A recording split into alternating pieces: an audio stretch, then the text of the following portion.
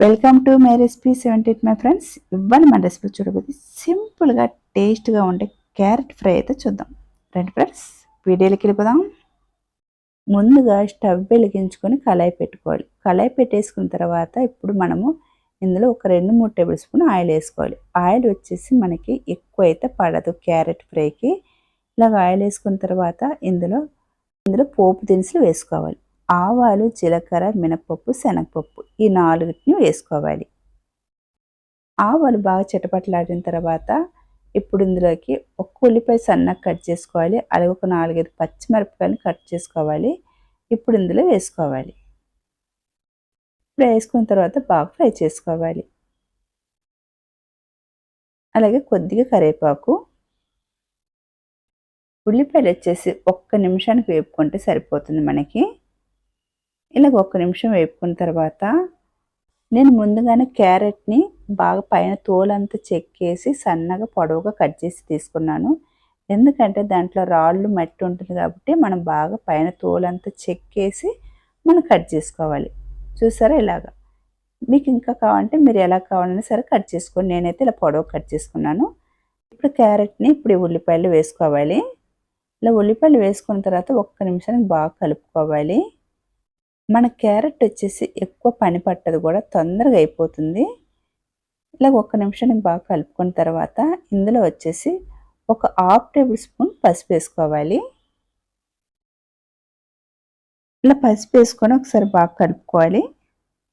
ఇలా కలుపుకున్న తర్వాత కల్లుప్పు కొద్దిగా వేసుకోవాలి. కల్లుప్పు వేసుకున్న తర్వాత ఒక 3 నుంచి ఒక 4 టేబుల్ స్పూన్ అంతా నీళ్ళు వేసుకోవాలి. ఇలా నీళ్ళు వేసుకున్న తర్వాత ఇప్పుడు ఒకసారి కలుపుకోవాలి. ఇలా కలుపుకున్న తర్వాత ఒక 3 నుంచి 4 నిమిషాల దాకా మూత పెట్టేసుకుందాం. ఇప్పుడు ఇలా మూత పెట్టేసిన తర్వాత ఇప్పుడు పచ్చి కొబ్బరి కొద్దిగా తీసుకోవాలి. ఈ పచ్చి కొబ్బరిని మిక్సీ జార్లో వేసుకొని కోర్స్గా ఆడించుకొని తీసి పెట్టుకోవాలి. ఇప్పుడు 3 నిమిషాలు అయిపోయింది. ఇప్పుడు చూసారా, మనం ఇందాక కొద్దిగా నీళ్ళు వేసాం కదా, ఆ నీళ్ళు కూడా చూసారా బాగా ఇంకిపోయింది. ఇలాగ ఇప్పుడు ఒకసారి బాగా ఇలా కలుపుకోవాలి. మనకి ఈ మాత్రం ఉడికితే చాలు క్యారెట్. ఇంకా బాగా మెత్తగా ఉడికిపోతే టేస్ట్ ఉండదు మళ్ళీ క్యారెట్లో. ఇలాగ ఉంటేనే మనకి టేస్ట్ కూడా బాగుంటుంది.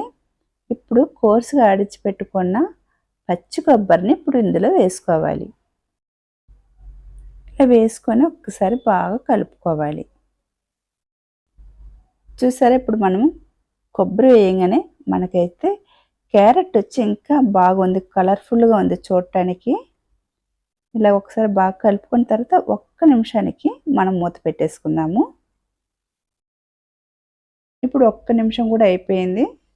చూసారా, సింపుల్గా అయితే మనకి క్యారెట్ ఫ్రై అయితే రెడీ అయిపోయింది. హెల్త్ కూడా చాలా మంచిది క్యారెట్ మనకి. ఇప్పుడు మనం సర్వ్ చేసుకుందాము. అన్నంలో ఒక సైడ్ డిష్గా కానీ లేకుంటే అన్నంలో కలుపుకొని తినడానికి కానీ ఈ క్యారెట్ ఫ్రై వచ్చి చాలా బాగుంటుంది. మీరు ఒకసారి తప్పకైతే ట్రై చేయండి.